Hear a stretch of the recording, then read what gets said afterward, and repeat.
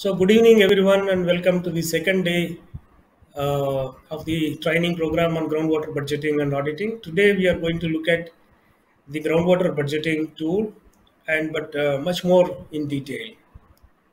So, probably yesterday you might have seen already. You might have gone through different parts of these. The tool already circulated. Now, what I am going to do is that take one part at a time, or one table at a time, say, and then explain you here what is the theory behind it and also how it is implemented, theory behind it, and also how it is implemented in this tool, how these formulas and things are incorporated into the tool so that calculations become easier. And also I will be little bit talking about on the, if you see on the top right, if you see this kind of a box on the top right, that means I am referring to the GEC guidelines, what the GEC guidelines talk say about this particular aspect of calculation. That's how I will proceed. So I'll begin with the extraction from the groundwater. So we have extraction, all the extraction related calculations on the sheet number 2. So where we have already said that there are four components to the extraction. One is the irrigated agriculture. Second one is the domestic drinking water consumption. Then industrial purposes. Finally, transportation to the outside. These are the four extraction components we considered. And agriculture extraction normally happens to the borewell and open wells, and of course the other kinds of extractions also. That is the basic. Some cases it is the filter wells we call, some well in a different nomenclature we call, but it is the borewell and open wells that normally we use for all the extraction purposes. And now first thing I am doing is that cropping pattern method of calculating the extraction, because this is the method GEC recommended. This is one of the methods GEC recommended. You see what GEC said about these extraction calculations, that you can do it using a unit draft method. You may do it using crop water requirement method. You can also do it using electricity consumption method. That means here unit draft means what is the draft, what is the extraction per well, say per minute, per hour. If you know that, just multiply it with the number of hours of operation. Second one is about cropping pattern. If you know cropping pattern of a particular well or a sample wells, then you calculate what is the water requirement of each crop and then so multiply and then calculate. The third one is the electricity consumption method. It means each well, if you know that this well consumes around 2000 units per the crop season, then per each consumption of per each kilowatt, each unit of electricity, this much is the extraction. That's how we base using those unit calculations. Then the total extraction of water can be calculated. There are various methods that GEC recommended, and then out of them, one is the crop water requirement method. We implemented crop water requirement method. I am explaining that now. So let us say this cropping pattern and then crop water requirement of sample wells is used for the estimating the agricultural extraction for monsoon and non-monsoon seasons. So we are assuming that there are some wells, say 50, 60, 70 open wells. There are either 20, 30 or 40 bore wells in a given area where we are doing a budgeting. And out of them, you take some sample wells. Based on your time and energy, you take a sample 5 wells of bore wells and 5 open wells, let us say. Then for these sample wells, you will collect the cropping pattern of them, each well. And then what is the crop water requirement also, we know already. How much paddy requires, how much wheat requires, how much a maize crop requires, like that. So if we know these details, then we can easily calculate what is the water extracted for different irrigating the different crops. So here you see in our sheet, it begins with a table 3 where it is cropping pattern of the bore wells. We consider bore wells and open wells separately because they are two different kinds of things. So you have to enter data separately. So let us say if 5 wells are taken as a sample bore wells for both seasons, monsoon and non-monsoon seasons, out of the total wells. You just enter those readings and then go ahead by to the next table to enter the actual crop wise how much area is actually irrigated. The next table below comes is this one. So here there are all the crops listed out here, major crops. If it is not listed out, you can of course enter the crop name and then the area of the crop, and then water requirement is already there. These values are already defined.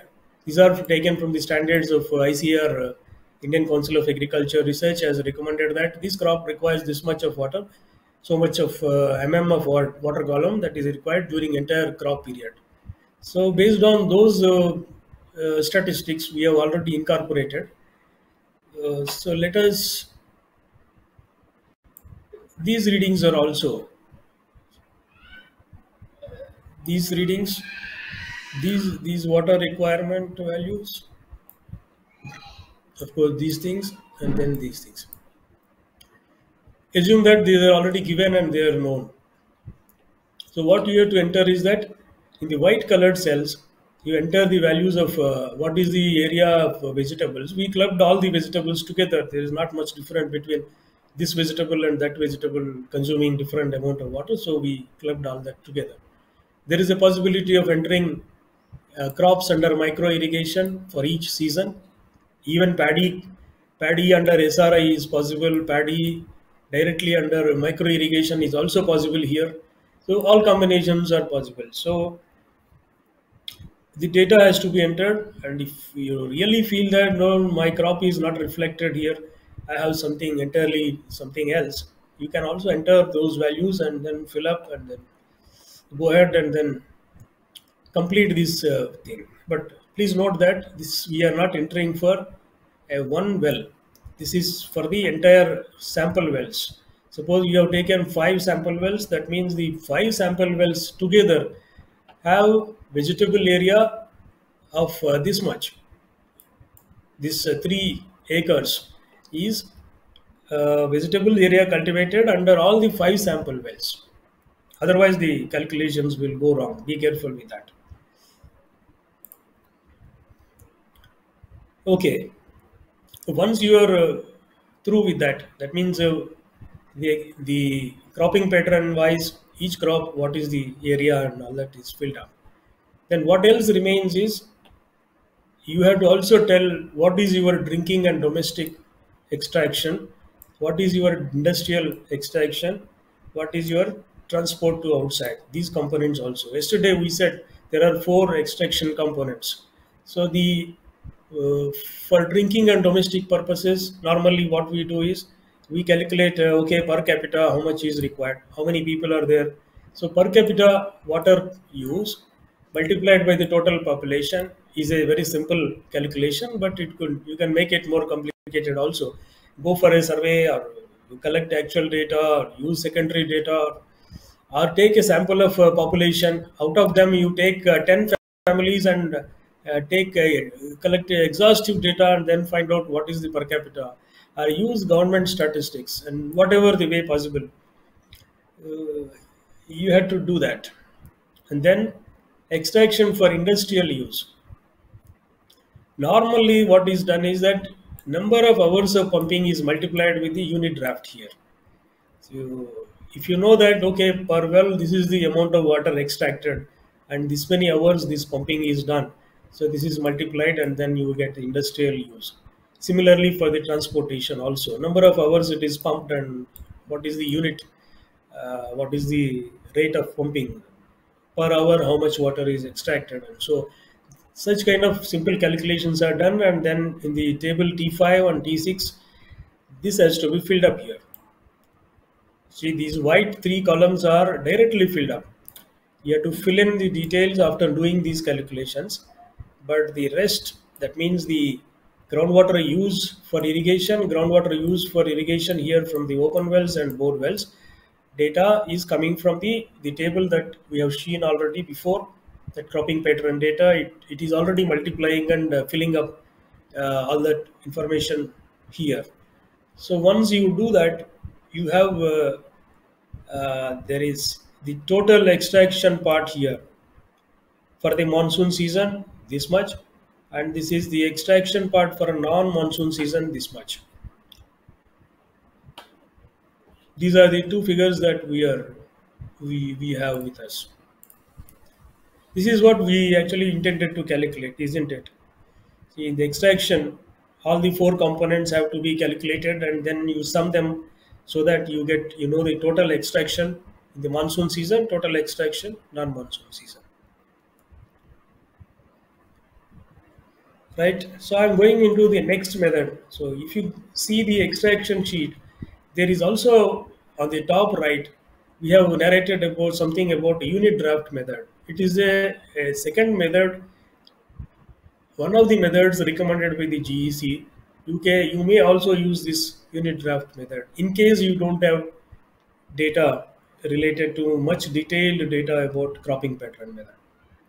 But then we suggest that it is better that you follow cropping pattern method in case you don't have time for collecting cropping data about all the wells in the study area. At least you select 5, 10 more representative wells and then go for collecting the cropping pattern data instead of this unit draft. That is why we set optional. This is an extra thing that you may do it. You should do it. It gives you extra information. If you don't do it, it's also okay. Leave it out. That kind of suggestion we make here. Okay, let us see how these calculations are done in this.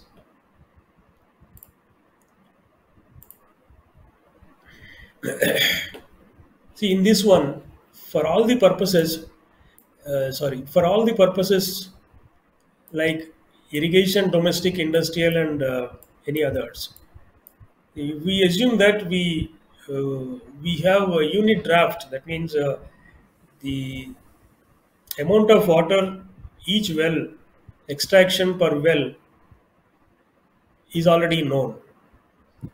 What is the unit draft? Is the average extraction per well.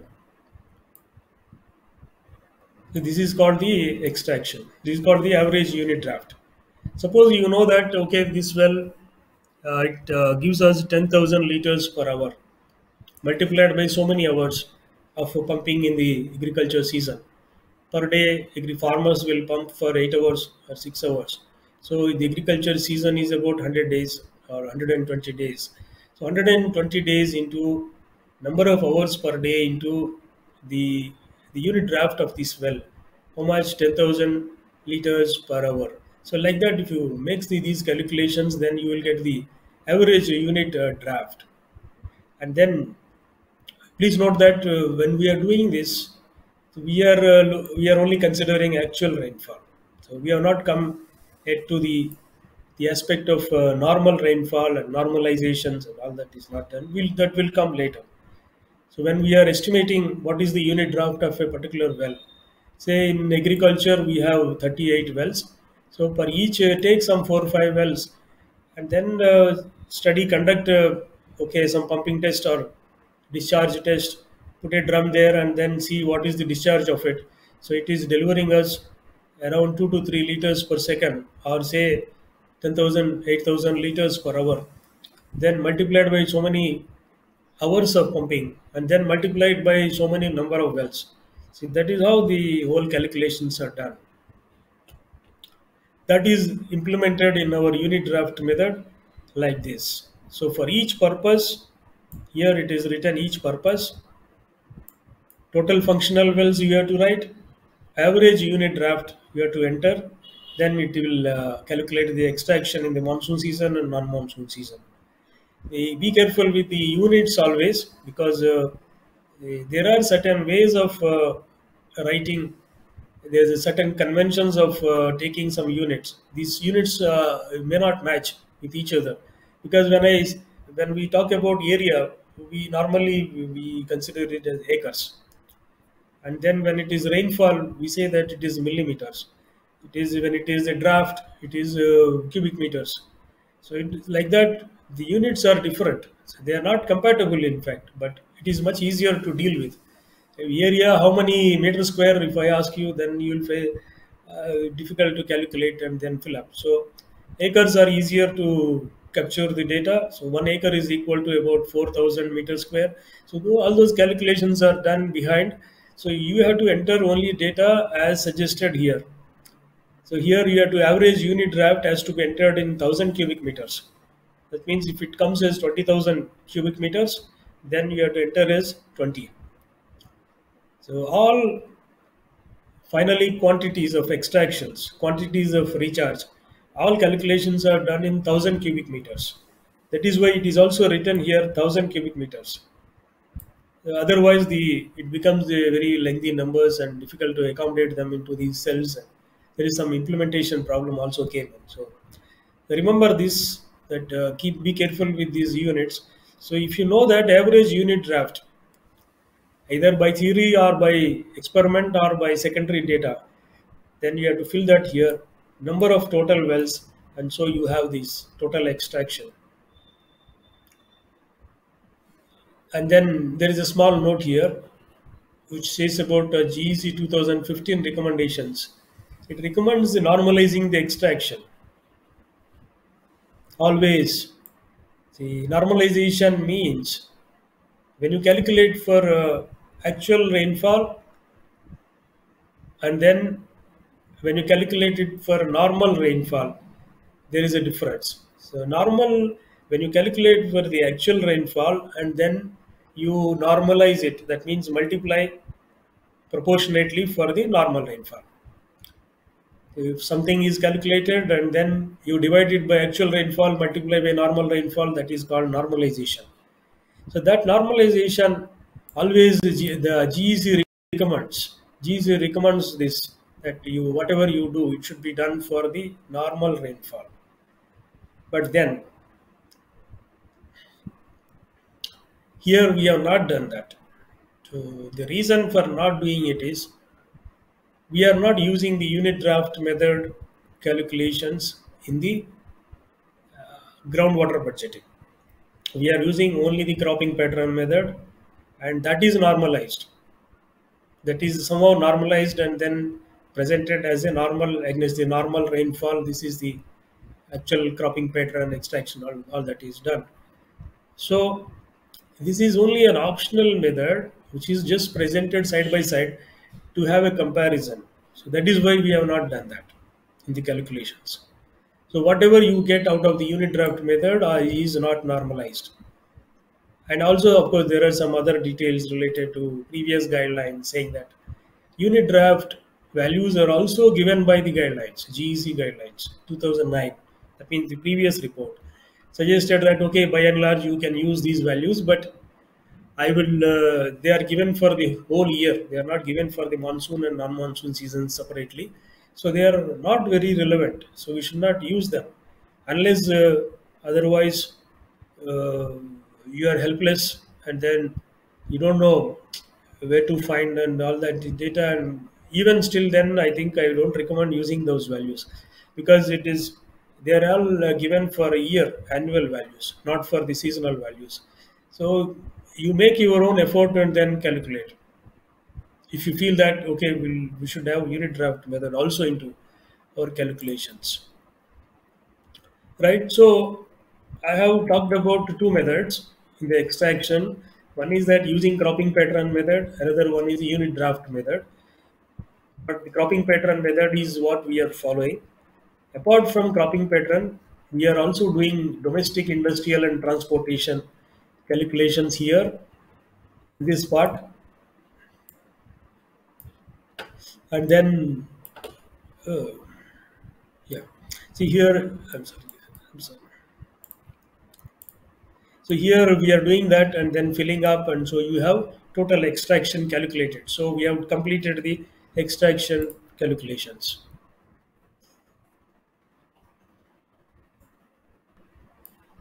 Now I am coming to recharge components.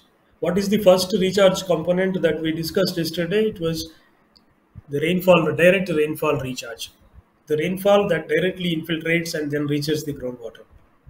So for this, again, there are two methods that we used. There are two methods we have used. One method is called the rainfall infiltration factor method, RIF. This one. Another one is WTF, water table fluctuation method. Let us look at the method one first. Rainfall infiltration factor method. It is very simple. You know the rainfall, multiply it by an infiltration factor, and then multiply it with the area. In the given area, you multiply with the infiltration factor, so the portion of the rainfall that becomes the groundwater recharge. That you will get. It's quite simple. So this rainfall, of course, is the normal rainfall for our purpose of these calculations. So it is a normal rainfall applied applied applying some lower threshold and some upper threshold. This is the recommended method. So what we apply here, we consider that suppose there is a rainfall, a seasonal, we are calculating for monsoon season. In the monsoon season, there is a 500 of rainfall. Let us take as an example. So take out 10% of this as the lower threshold. 10% is how much? 50 millimeters. What is the remaining? 450 millimeters. So 450 millimeters is the taken as the your rainfall that is contributing to the recharge. This is the application of lower threshold. I am removing 10% because the first 10% anyway will be just lost in the interception by the trees and then soil moisture, all that. No infiltration beyond that soil moisture zone will take place. Nothing will reach the groundwater if it is so low. For a 20 30 rainfall, then you not at one time. So this is all throughout the season. So the first 10% is removed. Then what is the upper threshold? Suppose your rainfall in that monsoon season is say 4,000 It says that see anything more than 3,000 also will not contribute to the groundwater recharge. Why? Because too much of rainfall also will just run away. It appears as a runoff in the streams and then it floods, but it doesn't get into the groundwater. So anything more than 3,000 meters is also removed. We don't consider it. With these thresholds, the rainfall is taken. So this value is taken. And then infiltration factor values. So how do you find this infiltration? Luckily, the committee has given us the GEC's recommendations. Has already given some values for different types of geological formations. Only thing you have to do is that choose which one, what is your geological formation. You choose an infiltration factor from the table. And then area, anyway, you know already what is your area. Each type of the geological formation. Suppose there are two kinds of geological formation. Partly it is hard rock area, partly it is alluvial area. Then for alluvial area, you choose an infiltration factor and area. You feed the area, how much area is there, and then the rainfall, it will multiply and then it will calculate. Again for the hard rock area, again you give the area, and then so infiltration factor is chosen, and so the rainfall is multiplied. Then you will get the rainfall recharge component. This is how this is done.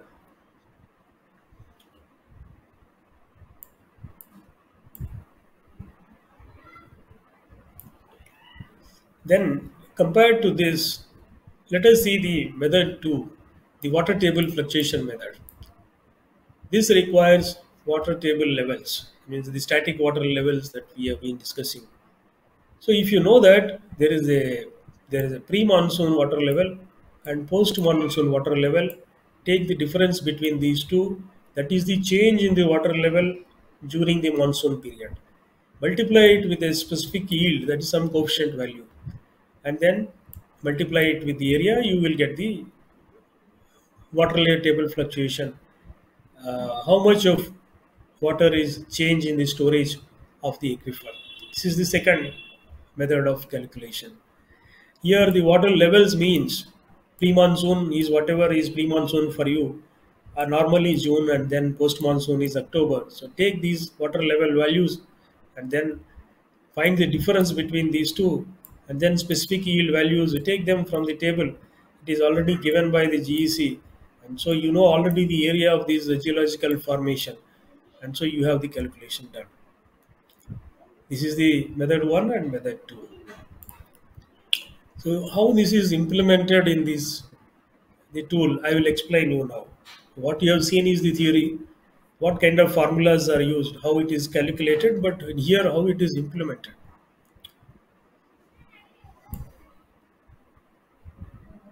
Okay.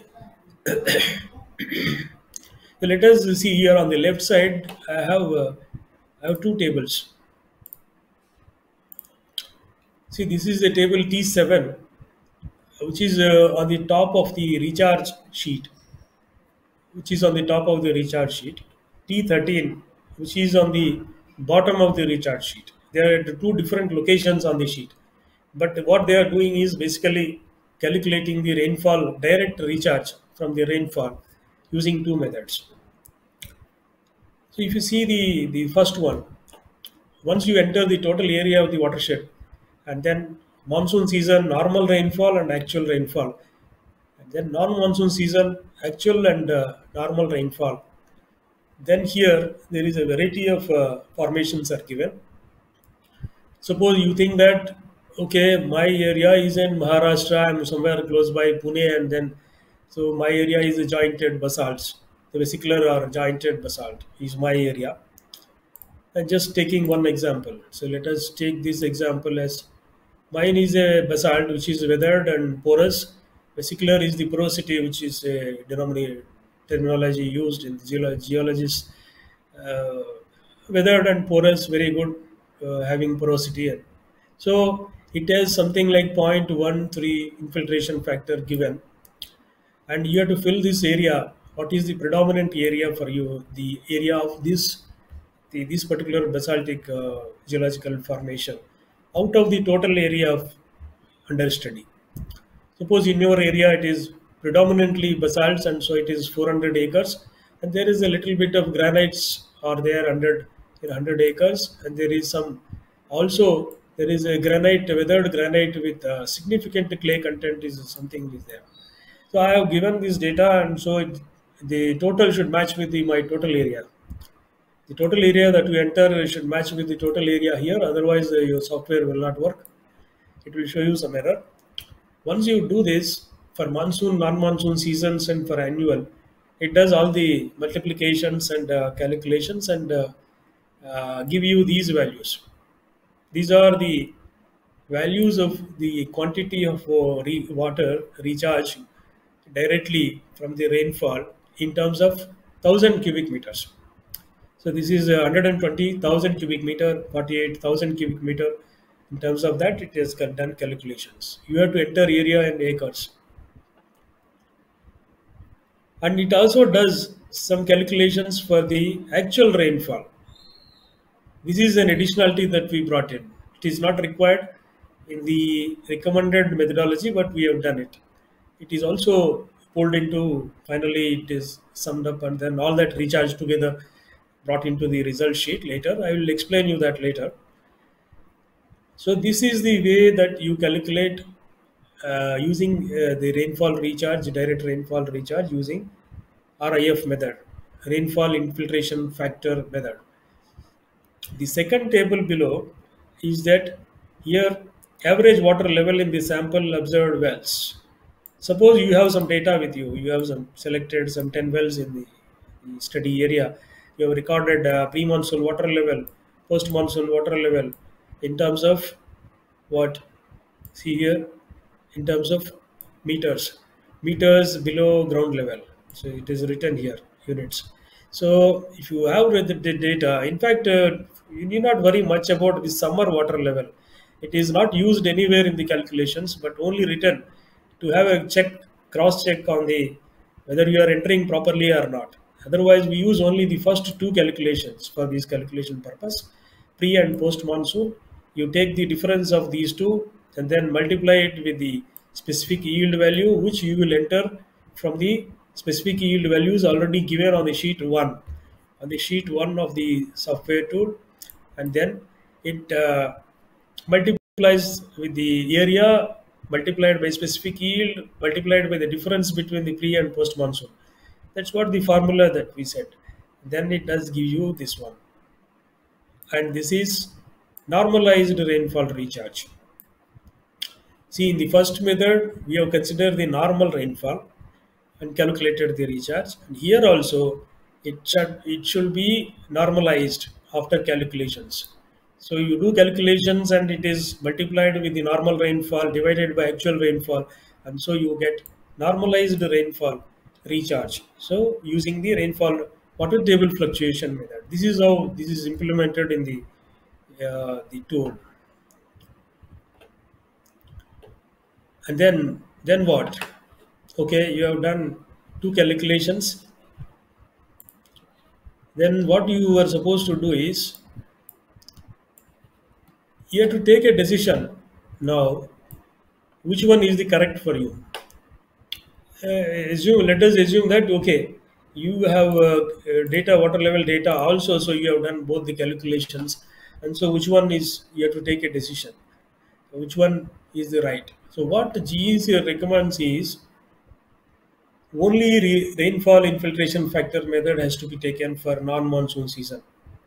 So for in case of a non-monsoon season, don't consider water table fluctuation method. It is irrelevant. So use the water table fluctuation method only for calculations of recharge during the monsoon season. First point. Then second point is that comparison of RIF and WTF methods has to be only done for the monsoon season, right?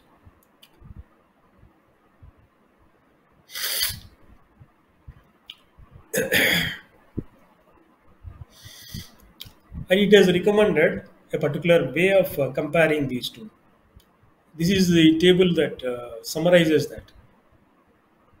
Suppose if recharge from water table fluctuation method is within 20% of the RIF method.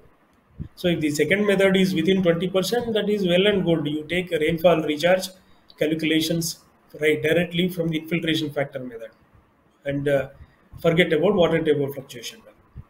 But if the water table fluctuation method is more than 20% compared to the infiltration factor method, then what you have to do, you increase the infiltration factor method by 20%. If water table fluctuation method is less than 20% of the rainfall infiltration factor method, then what you have to do, you reduce the rainfall recharge method and infiltration factor method result by 20%. This is what the recommendation is.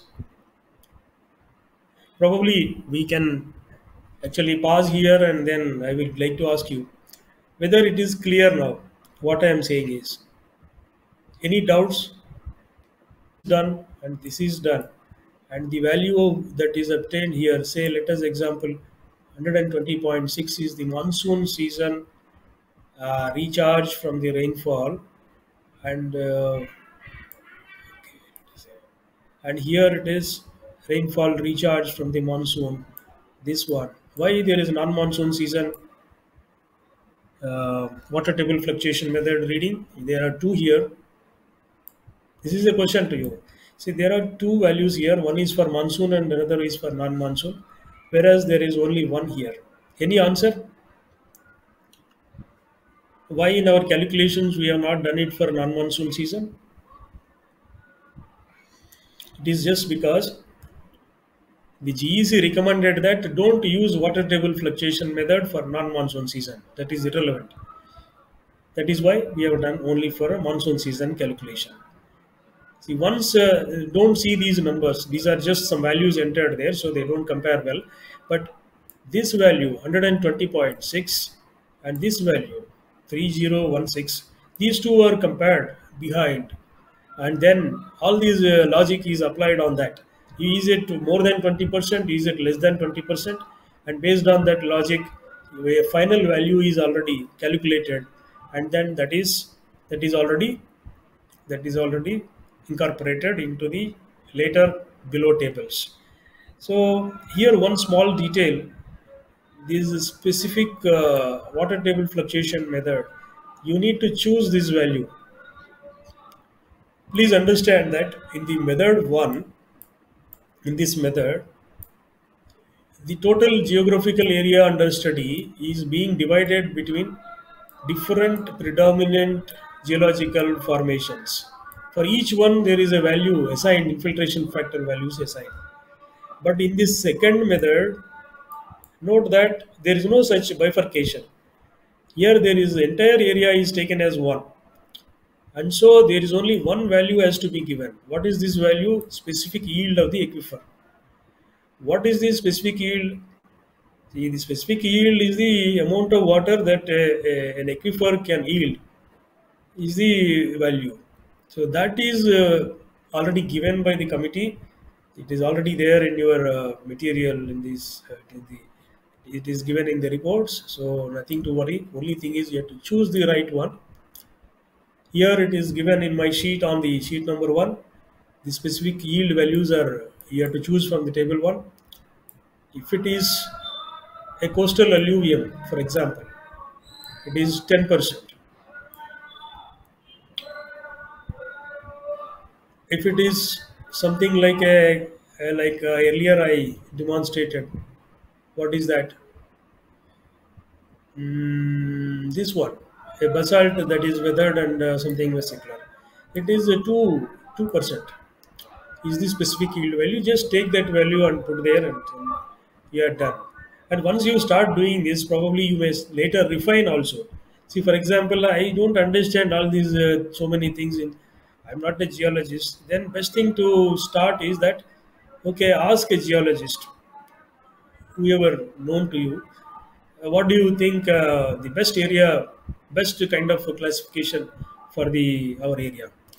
Then start with that value, and then slowly that you can make out and refine the calculations later. That is the best advice that I can give you, instead of breaking your head always.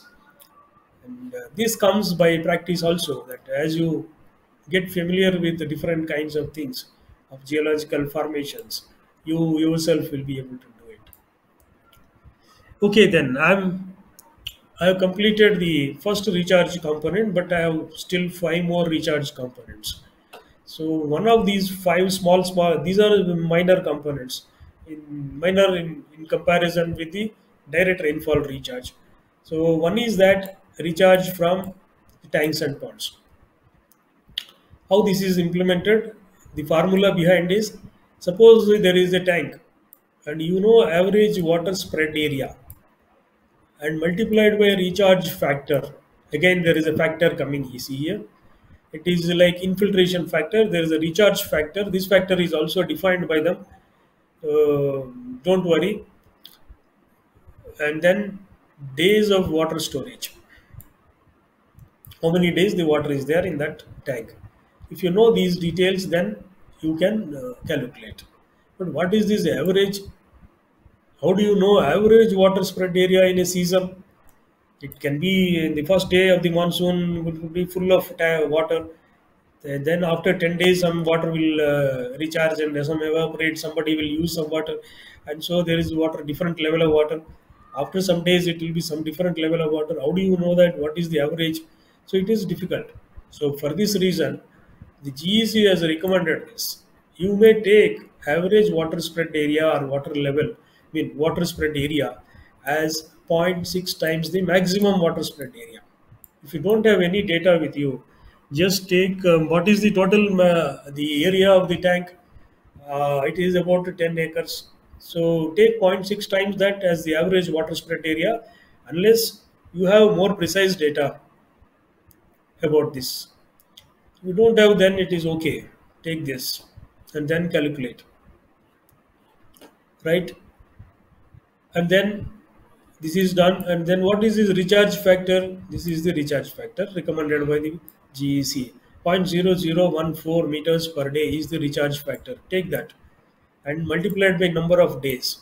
So this is in meters per day, and this is in days, and so this is meters. Average water spread area is in meters square. So you whole thing you will get in cubic meters, and all that calculations are done here. So I'm sorry, the average water spread area could be, we normally enter, what we do is we enter in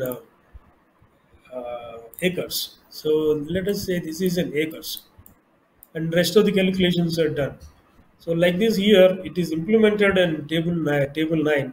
So you enter the name of this tank for your own identification purpose.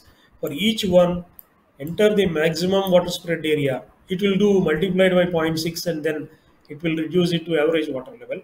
And then number of days of water storage, if you enter, that is enough. The rest of the calculations are done. And it is total, and then for monsoon, for non-monsoon season.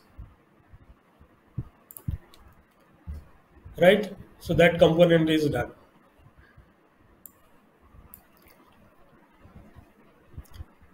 Out of the next recharge component is the recharge from the water conservation structures.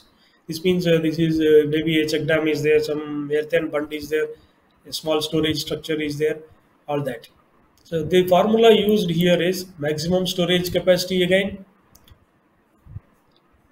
but not the area. Note that earlier we used the maximum water spread area, but here it is the maximum storage capacity. That means we are talking in terms of quantity of water that is stored. Then number of fillings in that season, recharge factor. Again, there is a recharge factor has come. So here in this case, the GEC has given the recharge factor as zero point 0.4, and then number of fillings could be less than one or more than one also. Whenever we think that okay, number of fillings, you always try to write 2 times, 3 times, 4 times. No, not the case here. So here, this part, maximum storage capacity, is the at the time of design, at the time of construction of that check dam, say what is the storage created, that is the maximum storage capacity. You enter that, but number of fillings, it could be only zero point 0.5 also, because if it got filled up only half of it during this season, it has not got fully filled up sometimes, or it is also possible that it got filled up twice. So anything is possible here. This is where you bring in the real actual amount of water that got stored in that, and which is multiplied by a recharge factor is zero point 0.4. And so this is straight away implemented into the table 10. So table 10 is here. So it says that, so you have write the name of the structure, and then you write the storage capacity. That means maximum storage capacity in terms of acre meters. Then number of fillings in a year, you write 0.5, 1 or 2 times, and then rest of the calculations are done. This calculation is done for the whole year. It is not done for the season. After doing for the whole year, it is equally portioned between the rainfall, monsoon and non-monsoon seasons. That is how it is recommended, and so exactly that is done. So the total recharge 147 is divided between the monsoon and non-monsoon seasons. This is about the second component of the recharge. So the smaller component, recharge from water conservation structures.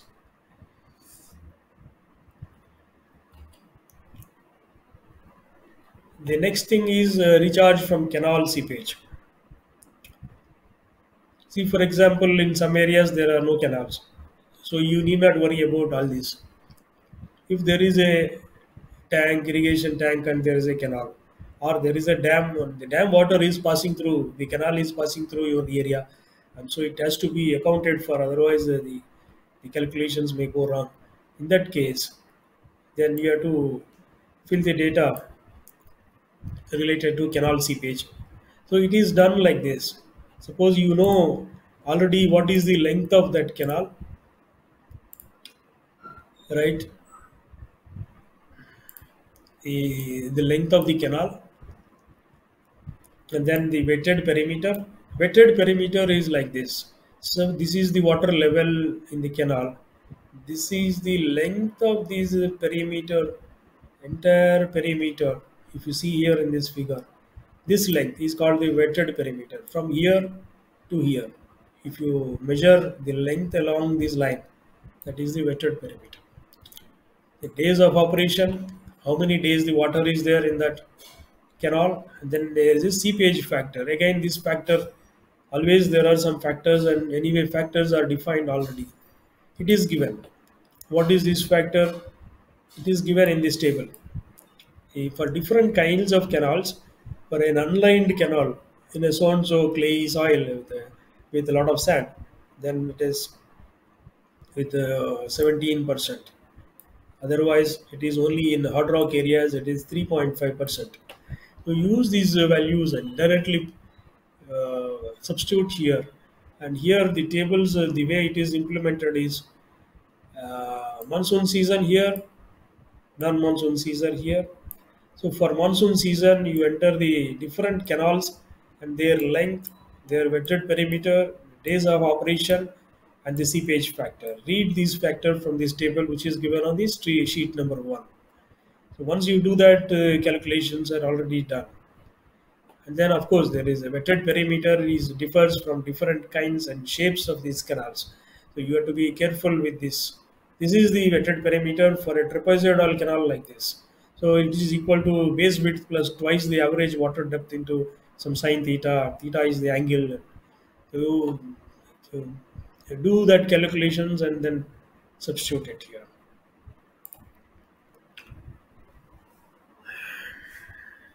So we have completed the third one. So fifth, fourth and fifth are together are given here. This is a something that is you have to pay some attention and to. This is both are related to return flow. Return flow from groundwater. This is return flow from surface water. Both will contribute to some recharge to the groundwater. And then both the calculations are done almost in a similar way.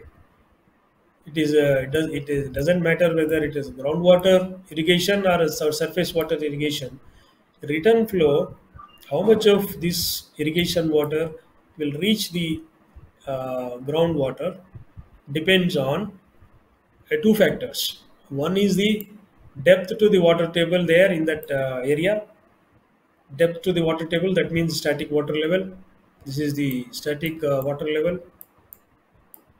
And then another factor that matters is that whether you are irrigating a paddy crop or a non-paddy crop, a paddy crop or a non-paddy crop.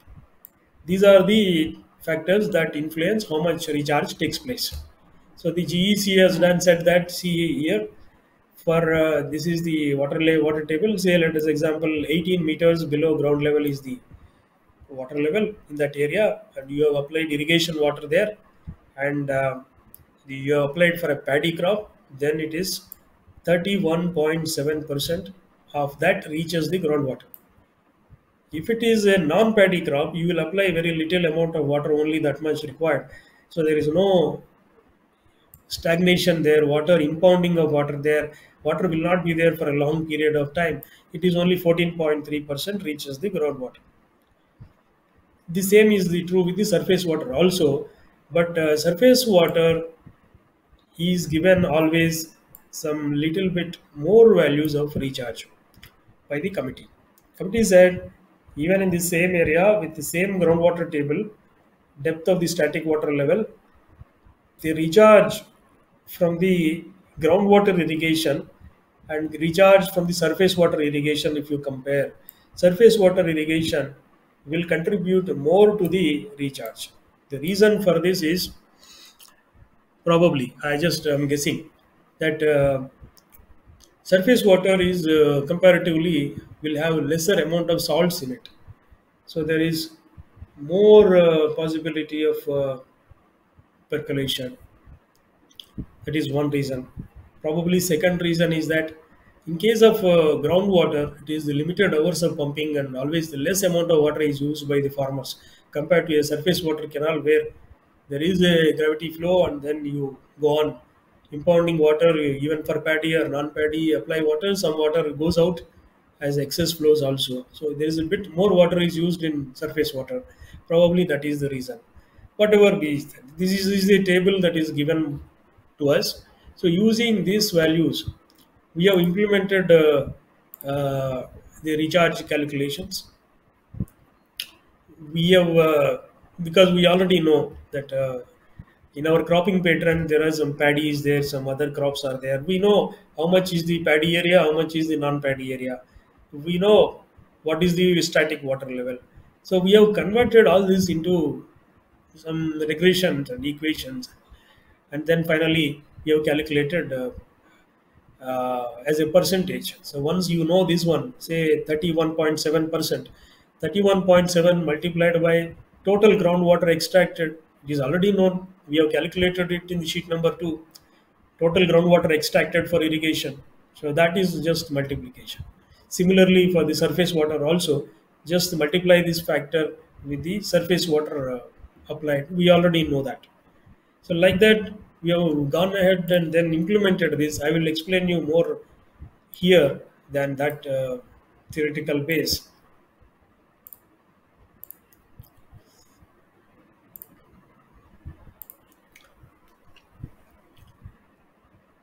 Let us have a look at the T8, which is the table that calculates the return flow from the groundwater irrigation. So we are giving these values are already given by us. We have to give these values: monsoon, non-monsoon season, average water level. So this is not the pre-monsoon water level, post-monsoon water levels. This is the average of water levels for the monsoon season. Suppose you know that June, July, August, September, you have taken some measurements, you average all of them, and then you get the monsoon season average water level. If this is your water level 26 meters, then what is the return flow factor is taken from that table and then is substituted here, and recharge due to groundwater irrigation is just calculated by multiplying this recharge factor with the total groundwater extracted, which is there in my second sheet number 2. So that's how I calculated. But only thing what we did a small adjustment here is the like now here you have seen the table. The data values are given as a table. So what we did is we converted all that into a regression in a equation form.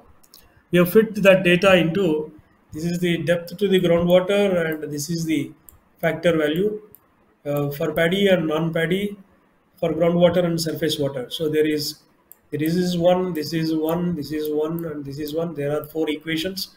These equations are regression lines fitted for getting that value for any depth to the groundwater table. You can easily calculate the what is the return factor. Just bring it here and then substitute. That's what we did. And similarly for recharge from surface water.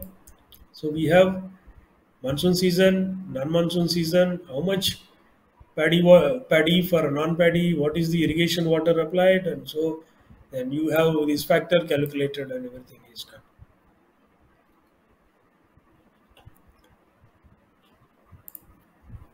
Right. So with that, one, two, three, four, five. So all the 5 plus direct rainfall recharge, 6. All 6 components of the recharge are calculated. And one more addition that I was actually talking about is this one: recharge from the shaft or a recharge bore wells. This is something a recent technique which getting popular. Some functional or some dry bore wells are used, converted as recharge wells. There is a see here there is a bore well at the center, but then there is a pit made around this. Then some filter material are filled into that, and when something rain occurs, the water will come and then enter into this one. It gets filtered and finally enters through these borewell, some openings, cuttings made on the kissing pipe, and then finally it reaches the aquifer. This is a way of recharge that is getting innovative way that is getting popular. So for this also we have incorporated this, though it is not part of the GEC so far. And maybe in future the GEC may include this, but here we have calculated it like this. Suppose you know normal rainfall in that area. Again, note that it is normal rainfall, average catchment area, and multiplied by a recharge factor. This is a different recharge factor that we have to define. And then, of course, the recharge due to actual rainfall is also calculated below. So if you see how it is implemented here in the table below, so if you know that there are 23 structures, let us say, borewell recharge structures, and average catchment area is this much, average, and then a recharge factor is about 40%, 0.4. Then this is the recharge. This is the, of course, the challenge is in choosing a recharge factor. That is bit of difficulty. It is not yet established practice here. It is something that we incorporated to begin with. It has to be refined and methodology has to be improved. In fact, one interesting thing about this, the whole thing is compare with the recharge from a pond or a tank. In the tank or a pond, after rain occurs, then the pond gets filled up with water, and a part of the water that is stored in the pond will get as the recharge. So you are multiplying the total storage capacity multiplied by the number of days of storage into a factor is used to calculate the recharge. But in this case, there is no storage. So you don't see what you have to use then. So it is rainfall you have to use. So the recharge amount of rainfall water that is recharging through this borewell recharge shaft or a recharge structure uh, depends on rainfall, depends on catchment area, and average catchment area. Say let us it is 10 acres of catchment area above this borewell. All that water is coming to this borewell. But are you sure that how much water of that enters into this borewell? Because it depends on the recharge capacity of that borewell. What is the recharge capacity? So we don't know. So there should be a way of arriving at the recharge. So we have used a recharge factor, but then don't you see that this recharge factor is inversely proportional with the rainfall and then catchment area. So for example, if a recharge factor I assume as zero point 0.4, and correspondingly if my average catchment area is 5 acres, let us say it is acres, and then correspondingly I have about monsoon season rainfall of 500 mm. What happens if there is 1000 rainfall in that same season, the monsoon season, with the same 5 acres? Whether 40% of all that will go into the borewell? No. Then it only becomes 20%. So that means it is inversely proportional to the rainfall. Similarly, if it is okay, let us say this is only 500, but this is now 15 acres. So the large area, rainfall from the large area is coming to this borewell. Still again, lot of water will come, much more water. So it may become zero point 0.2 or zero point 0.1 or 0.05 also. So it is inversely related. So be careful with these calculations. If you don't take zero point 0.4, larger the catchment area, more the rainfall, the infiltration, the recharge factor has to be adjusted properly. It is actually, in fact, this is the one thing that uh, uh, the one thing that more research, more field experimentation, more methodologically, more scientific method has to be developed for this. And then probably this is also an opportunity. If somebody want to work on that, there is also possibility. This is one area where we can collaborate. See, in fact, uh, you can create history uh, by saying that this is how it can be done and this is the basis. I have done experimentation, I have done some field research based on this is the methodology I am developing.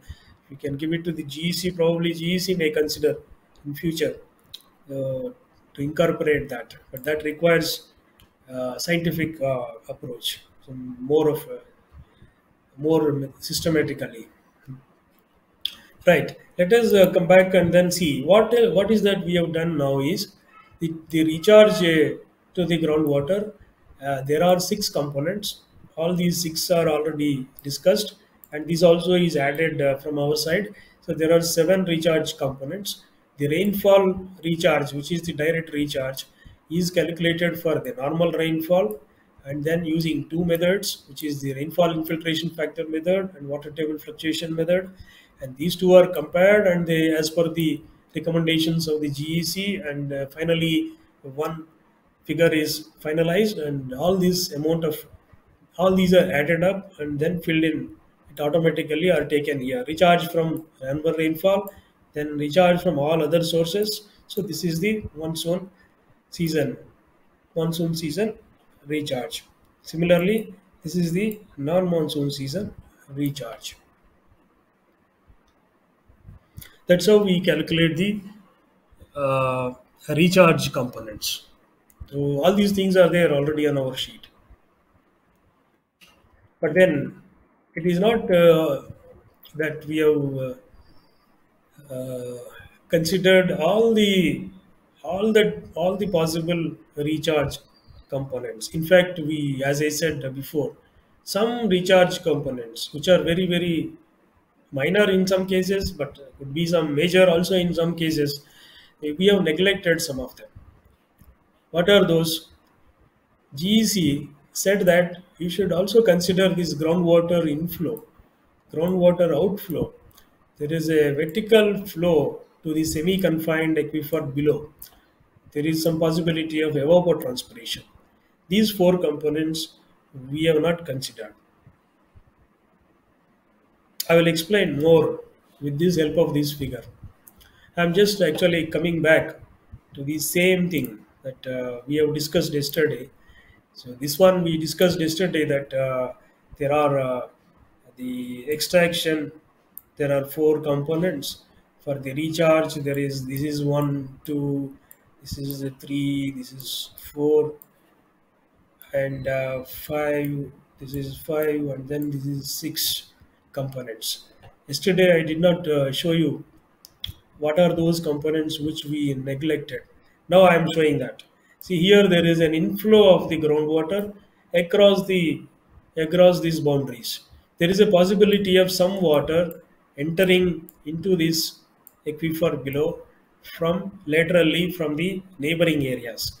At the same time, there is also possibility of water outflow. So some water from our unconfined aquifer going out from this aquifer across the boundary. So we don't know how much is happening. There is a methodology for that. GEC has recommended that, but we have not included that. We made some assumption that okay, inflow is equal to outflow, and easy to uh, do in most of the cases. If it is a watershed area with clearly demarcated ridge lines, and with enough clearly demarcated ridge lines, clearly distinct ridge lines, then probably we can say that inflow is outflow. And then I have also neglected this part: evaporation, transpiration from the groundwater. So you may get surprised. What is this evaporation from the groundwater? Is it possible? Evaporation takes place, transpiration takes place from the surface water bodies and whatever the water stored in the ponds, tanks, and farm ponds and things like that. But when water table is very high, almost close to the ground surface, there is also a possibility of some transpiration taking place. So oh sorry, plants plants directly taking water, extracting water from the groundwater, or evaporation also taking place from the directly groundwater.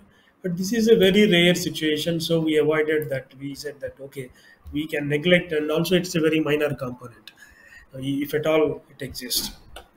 And then the final one is the vertical flow of groundwater.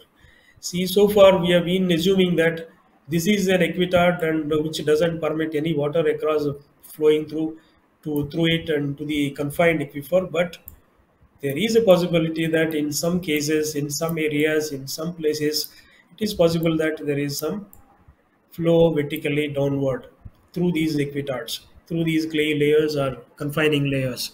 So that part has to be estimated according to some methodology, but we have neglected that, saying that Okay, that is also not a major component, and we can neglect for the purpose of development work, and then the way that we uh, do probably for research work, for more precise work, all these components also have to be taken into account. And apart from this, as I said before, there is also one component. See, is that suppose in the case of when in the monsoon season, when the streams are flowing full, see, that is the rainfall that is directly falling and coming and flowing. But you might have seen some smaller streams or rivulets having water even in the non-monsoon season. In January, February, March also there will be some flow. Where from that water is coming? So if you question that and see, that water is in fact it is the groundwater that is coming out as the base flow. We call it base flow. When the groundwater is coming out into the streams and flowing in the non-monsoon seasons, this is a base flow. So here the groundwater is becoming surface water, and the reverse is also possible. So in some cases, when there is a huge flows in the rainy season, there is a part of this stream flow may become immediately recharge the groundwater, and so the reverse is also true. So that is the stream flow, stream inflow or stream contribution to the groundwater. So that is also possible. So, but those two components are also, we are assuming that they are equal, and so they are cancelled out. So inflow, outflow is also cancelled out, and we have neglected evapotranspiration. We assume that vertical flow is not there. These are the assumptions that we made. So with these assumptions, so whatever we have done in our calculations are fairly good estimates of extraction and recharge. So once you have that, finally it goes to the results. So in the results page, whatever the based on the data that you have entered, it does the calculations and shows you that this much is your annual recharge for the actual rainfall. This is for normal rainfall. This is the extraction if you consider cropping pattern method. This is the extraction if you consider unit draft method. And this is the safe extraction 70% of the actual normal recharge, recharge against the normal rainfall. And then all that is given here. So you, in fact, if it is take this one as a as a line baseline, then compare if this is the safe line, and if your extraction is more than this all this extraction is in excess of the safe extraction, and so there is some problem with the way now the groundwater management is done, extractions are done, cropping patterns, all that interpretation can be done based on the results.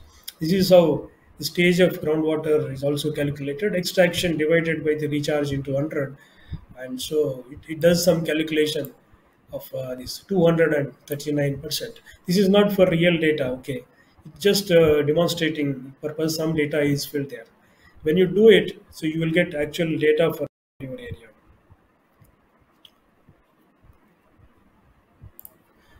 So with that, I complete entire presentation, very detailed one related to the the budgeting tool and how it does the budgeting in different tables and in more detail. So now you understood what are the guidelines and what kind of formulas are there behind, and what are the compromises made, what are the new additions are brought into it, and then finally what is the result that we are getting. So let us stop here.